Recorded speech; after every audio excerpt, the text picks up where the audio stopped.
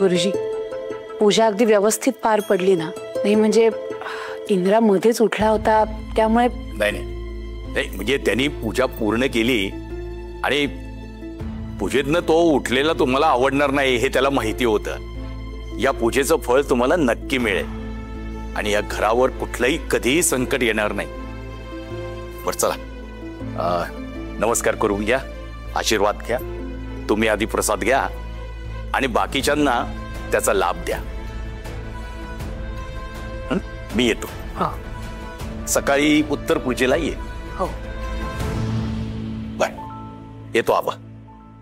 आभारी आहे अजित. ते हे शाल श्रीफळ आणि दक्षिणा. गुरुजी नमस्कार. आयुष्यमान भाऊ. येतो. या.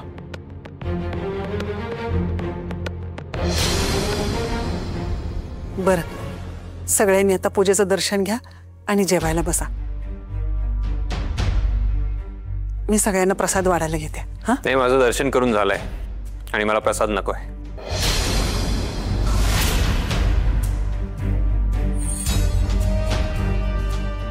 इंद्र थांब.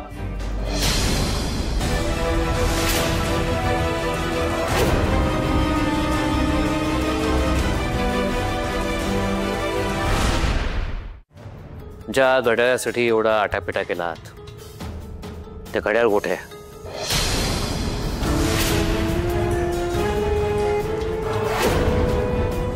हातात का नाही घातलंस? रात्र झाली आबा, मी झोपायला चाललोय. रात्री झोपताना मी घड्याळ नाही घालत. आता मी सांगतोय घड्याळ घाल. अहो काय बोलताय तुम्ही? घड्याळ घाल.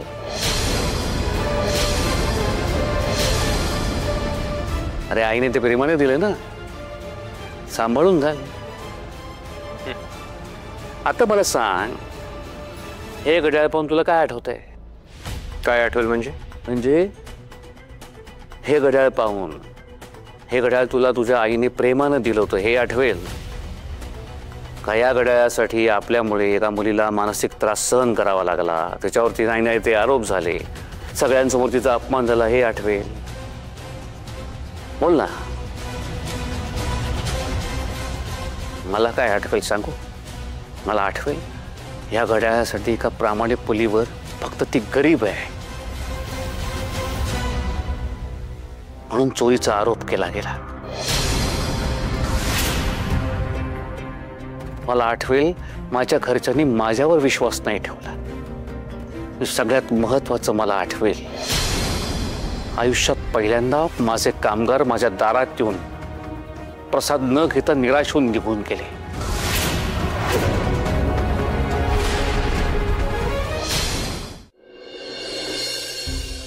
हा हे घे पाणी पी.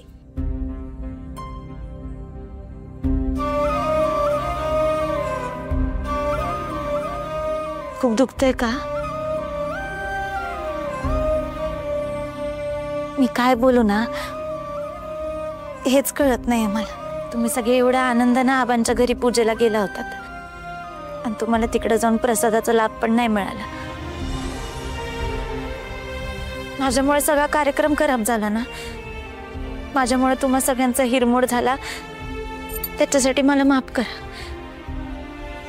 अरे भावा, काय पण काय बोलती तू? तुझा माफी मागण्याचा काय संबंध आहे? नाहीतर काय? हे राणे, कार्यक्रमच काय घेऊन बसलीस? अगं तू निर्दोष आहेस हेच आमच्यासाठी लय मोठा आनंद आहे. हो, पण आता तुम्ही सगळे तिकडून निघून आलात म्हणून आबासाहेबांना खूप वाईट वाटलं असेल. तुम्ही सगळ्यांनी तिथे थांबायला पाहिजे होतं. काय करणार होतो आम्ही सगळे थांबून? हा अगं तुझ्या बरोबर जे झालं ना ते बघून आबांना बी वाईट वाटलं. आणि ते बघितलं का त्याच्या घरातले कसे वागले ते तुझ्या बरोबर? नाहीतर काय, ते कसे बी वागतील आणि ते आम्ही सहन करायचं ते काय नाही. त्यांना बी कळलं पाहिजे आम्हाला बी मान आहे, आम्हाला बी स्वाभिमान आहे. ते आणि असं पण राहणे, तिथं तुझा एवढा अपमान झाला असताना आम्हाला तिथला प्रसाद कसा ग गोड लागेल? पण आता ह्या सगळ्याची झळ आबासाहेबांना नको लागायला. त्यांनी खूप केलंय आपल्यासाठी. या सगळ्यामध्ये त्यांची ओढ आता नको व्हायला. एकीकडं खूप बरं वाटतंय की तुम्ही सगळ्यांनी माझी साथ दिली. दुसरीकडं आबासाहेबांसाठी खूप वाईट वाटतंय. आपण सगळे ना एकदा त्यांना भेटून त्यांची माफी मागू. चला, खूप उशीर झालाय, घरी जा सगळे. उद्या सकाळी आपल्याला फॅक्टरीत पण जायचंय. चला जा पटकन घरी, झोपा शांत. एक उत्तम लीडर कसा असतो हे मी तुला समजावून सांगितलं होतं. मोठी चूक केलीस तू. तुला कळायला हवं होतं राणी आपल्या फॅक्टरीमध्ये आपली कामगार आहे आणि एका उत्तम लीडरचं काम असतं आपल्या कामगारांच्या पाठीशी खंबीरपणे उभं राहणं.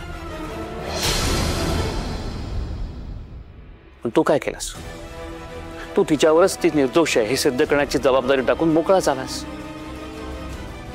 बरं, ती तुला सांगत होती ना की एकदा मला गाडीमध्ये घड्याळ शोध होते, पण तुला ऐकलंस. कारण इंद्रजित महाडिकचा इगो मोठा होता ना. अरे तुझी आई तिच्यावरती नाही ते आरोप करत होती, तू तिला नाही अडवलंस. आणि शेवटी काय झालं? हे घड्याळ तुझ्या गाडीत सापडलं. तू वेळीच तिला शोधू दिलं असतंस ना, तिला हा सगळा मानसिक त्रास सहनच करावा लागला नसता. मी तिला शोधू नाही दिलं, कारण मी स्वतः चेक केलं होतं 2 वेळा. तेव्हा ते घड्याळ तिथे नव्हतं. मग आता कसं सापडलं? मला काय माहित तिला ते कसं सापडलं. आता ते घड्याळ गाडीत कसं आलं, आय डोंट नो.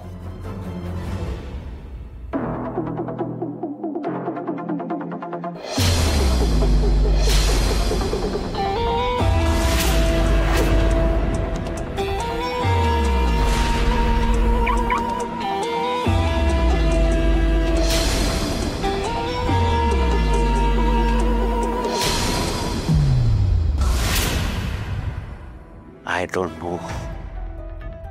एका मुलीचं आयुष्य उद्ध्वस्त झालं असतं फक्त तुझ्या चुकीमुळे. एक मुलगी आयुष्यातनं उठली असती फक्त तुझ्या चुकीमुळे.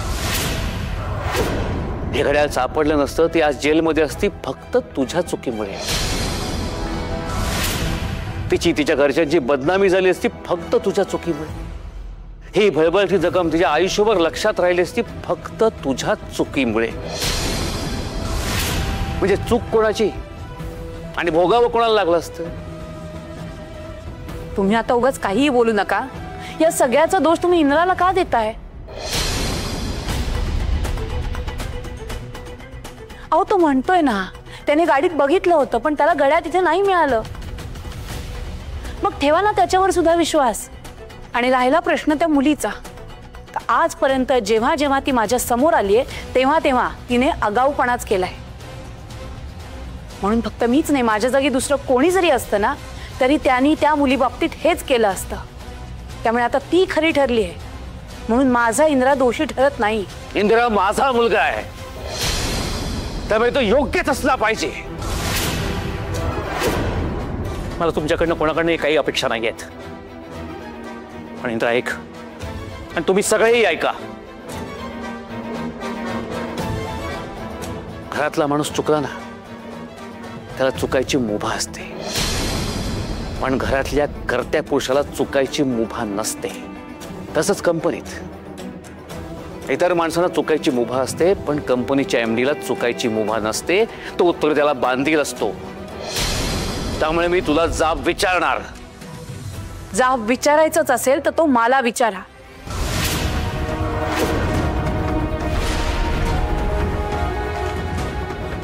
कारण त्या मुलीवर आरोप मी केले होते, इंद्रानी नाही.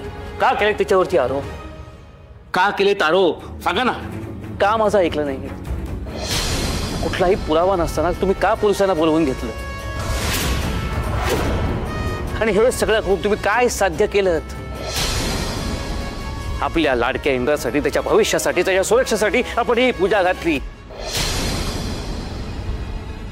अन्नदानाचा कार्यक्रम ठेवला. जेवले लोक? कसे जेवतील? तुम्ही ज्या पद्धतीने राणीशी वागलात ना ते कोणालाही पटलं नव्हतं. तुम्ही एका प्रामाणिक मुलीवरती चोरीचा आरोप केलात. हे कुठल्याही कामगाराला आवडलं नव्हतं. तुम्हाला अंदाज तरी आहे का तुम्ही काय करायला निघाला होता ते? तुमच्या या चुकीच्या वागण्यामुळे कंपनीतलं वातावरण बिघडलं असतं याची कल्पना तरी आहे का तुम्हाला? जसं कामगारांना समजून घेता तसं कधीतरी मलाही समजून घ्या ना. माझी काहीतरी बाजू असू शकते ना. माझ्या मुलाचं घड्याळ त्या मुलीने हरवलं होतं. सगळी परिस्थिती तिच्या विरोधातच होती. मग अशात कोणालाही हेच वाटणार ना की त्या मुलीने ते घड्याळ चोरलंय. पण तुम्हाला आपल्या मुलांचं घरच्यांचं मन काय करणार हो? तुम्हाला दिसतात ते फक्त तुमचे कामगार आणि ती 1.5 धमडीची मुलगी. आता तरी स्वतःची चूक कबूल करा. दुसऱ्याला लहान ठरवून आपण मोठे नसतो होत. मला कळतंय तुम्ही काय करायला निघाला होतात ते. तुम्ही एका मुलीचं आयुष्य बर्बाद करणार होतात.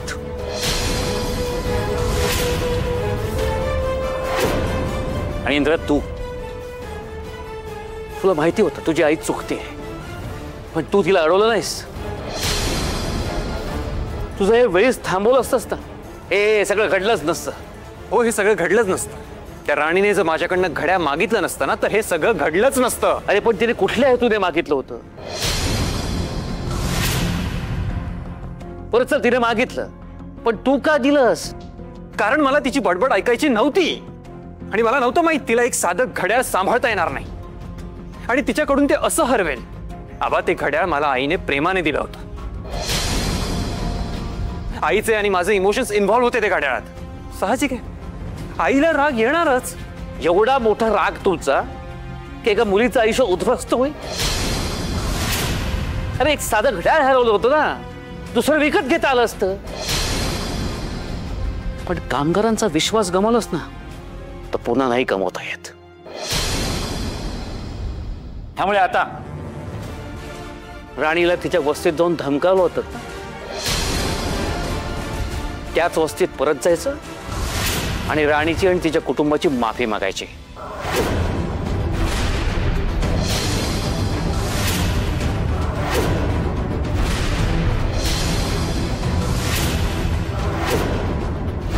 आई माफी मागणार नाही.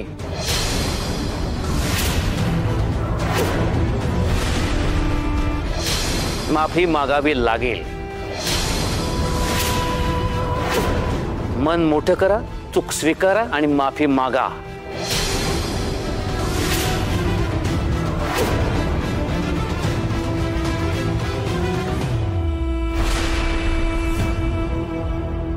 मग असं असेल तर सगळ्यात आधी तुम्ही आईची माफी मागितली पाहिजे, तेही आत्ता.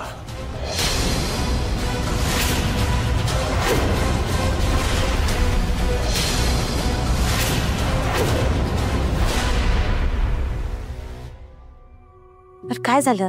राणे, माफ कर. आम्ही तुझ्यासोबत फार चुकीचं वागलो. तू कायम प्रत्येक वेळेस आमच्या अडचणीत आमच्या पाठीमागे खंबीरपणे उभे राहते.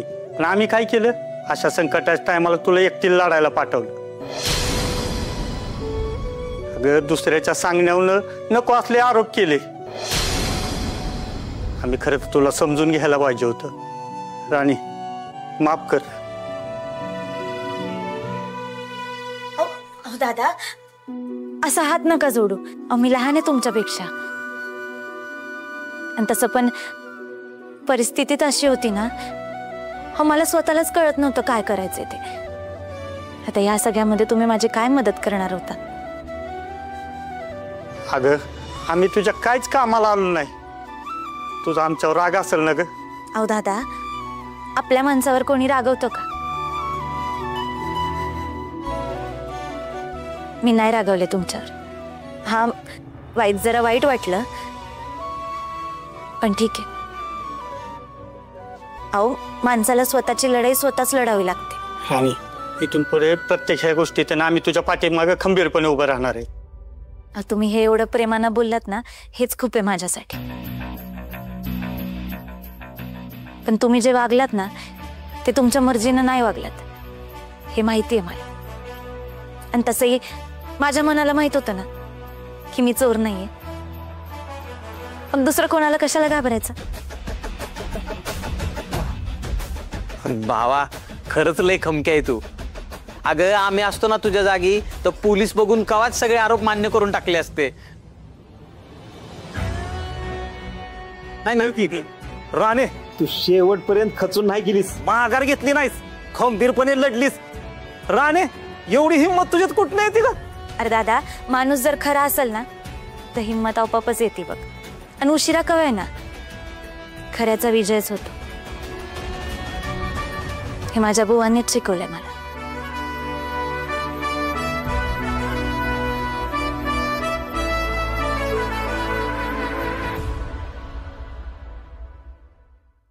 तुम्हाला काय वाटतं, आजपर्यंत एक नवरा म्हणून खूप काही केले तुम्ही आईसाठी?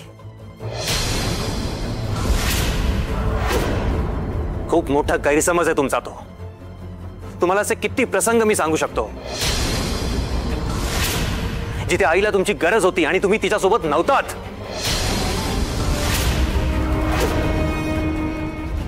इंद्रा, आई थांब, आज बोलू दे मला. अहो, तुम्हाला जर वाटत असेल की आई चुकीची आहे आणि आईने त्या मुलीची माफी मागितली पाहिजे, तर सगळ्यात आधी तुम्ही आईची माफी मागितली पाहिजे.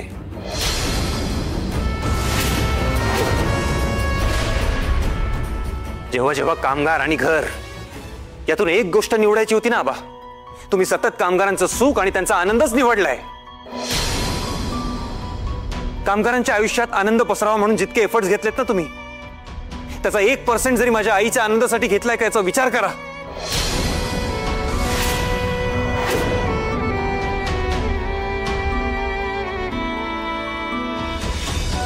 आबा, तुम्हाला आठवतं चिकू जेव्हा आईच्या पोटात होती तिला लेबर पेन मध्ये केवढा त्रास होत होता, खूप वेदना होता त्या. मी लहान होतो, मला कळत नव्हतं जास्त, पण एवढं मला दिसत होतं की माझ्या आईला खूप त्रास होतोय, तिला सहन होत नाहीये, वेदना होत आहेत तिला खूप. तिला हॉस्पिटलमध्ये ऍडमिट करायचं होतं आणि तुम्ही तिथे नव्हतात. मी रत्ना काकीला किती वेळा विचारत होतो, काकी आबा कुठे आहेत, आबा कधी येणार आहेत, आबा का नाहीये तिथे?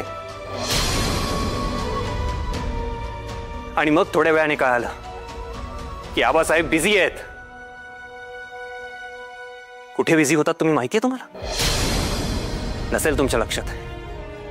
अहो, कामगारांसाठी एवढं काय काय केलंय तुम्ही, तुम्हाला काय लक्षात असणार आहे? पण मला सगळं आठवतंय. फॅक्टरीत एका कामगाराचा हात मोडला होता, त्याला डॉक्टरकडे घेऊन जाण्यात आबासाहेब बिझी होते. पण त्या क्षणी आईला तुमची सर्वात जास्त गरज होती आणि तुम्ही तिथे नव्हतात. आबाचा एक नाही, असे 100 प्रसंग मी तुम्हाला ऐकून दाखवू शकतो. तुमची तयारी आहे? आईला 100 वेळा सॉरी म्हणायची तुमची तयारी आहे का?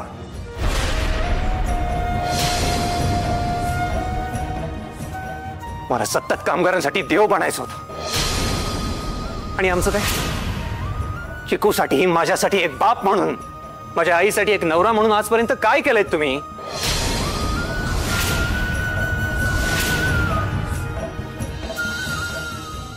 एक बाप म्हणून माझ्या बुवांनी खूप केलंय माझ्यासाठी.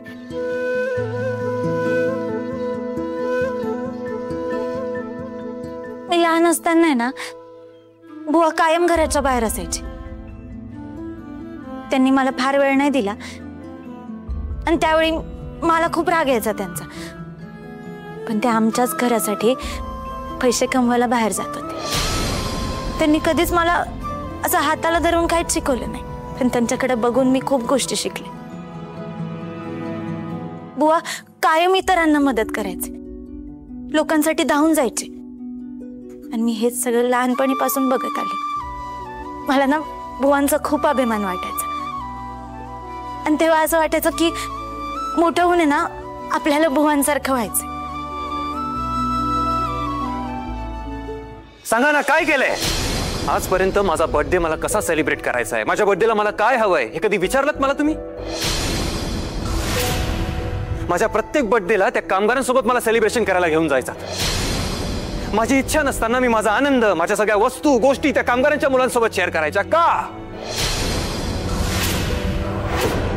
अहो, एक बाप म्हणून कधी स्वतःच्या मुलाचा विचार केलाय तुम्ही?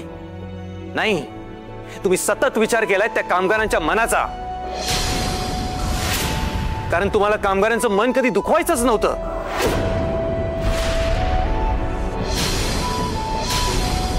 मान्य आहे, ते कायम कामगारांची मनं जपली, पण काय तुम्हाला कधीच आमच्या आनंदात सहभागी व्हावंसं वाटलंच नाही. कामगारांच्या मुलांना जेव्हा 10वी-12वीला चांगले मार्क्स मिळायचे तेव्हा त्यांचं कौतुक करायचं, तुम्ही सत्कार करायचा त्यांचा. सांगा, मला 10वीला असताना किती मार्क्स होते आठवतंय? चिकू, तुमच्या मुलीला 12वीला किती मार्क्स होते? अहो, विचार करावा लागतोय तुम्हाला, आठवावं लागतंय. तुमच्या लक्षात नसणारच, कारण तुम्ही सतत बिझी होतात तुमच्या कामगारांमध्ये, त्यांच्या सुखदुःखात, त्यांच्या सगळ्या कार्यक्रमात. तुमचा प्रत्येक सण तुम्ही त्या कामगारांसोबतच साजरा करायचा. घरी आलात की पहिले रत्ना काकी, अजित, विक्रांत आणि मग सगळ्यांचं सगळं काही करून झाल्यावर तुम्हाला आम्ही आठवायचो. इंद्रा, माझा तुमच्यावर राग नाहीये काकी, ना अजितवर आहे ना विक्रांतवर. सख्या भावापेक्षा जास्त प्रेम केलंय मी त्यांच्यावर, आणि ही गोष्ट तेही एक्सेप्ट करतील. पण हे आमचे आबा, नाही, आबा नाही म्हणायचं, आबासाहेब, महाडिक इंडस्ट्रीजचे सर्वे सर्वा, कामगारांचे देव, यांच्या डोळ्यासमोर कधी ना कधी कोणी ना कोणी आरसा धरणं खूप गरजेचं आहे.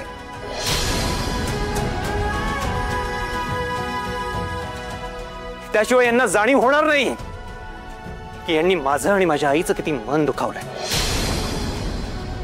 या सगळ्यासाठी ना आबा, तुम्ही आधी आईची माफी मागा आणि मग माझ्या आईला सांगा त्या मूर्ख राणीची माफी मागायला.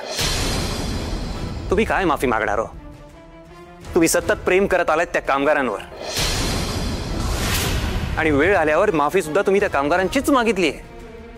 आबा, तुम्हाला माझ्या आईचं मन कधी कळालंच नाही.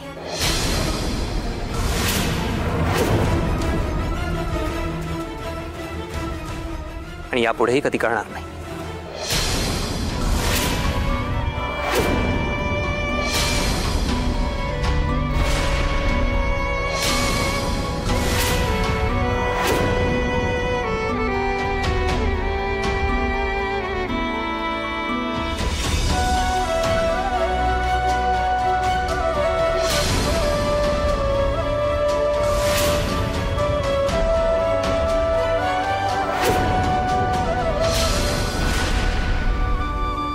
माझ्या बुवानेच मला शिकवले,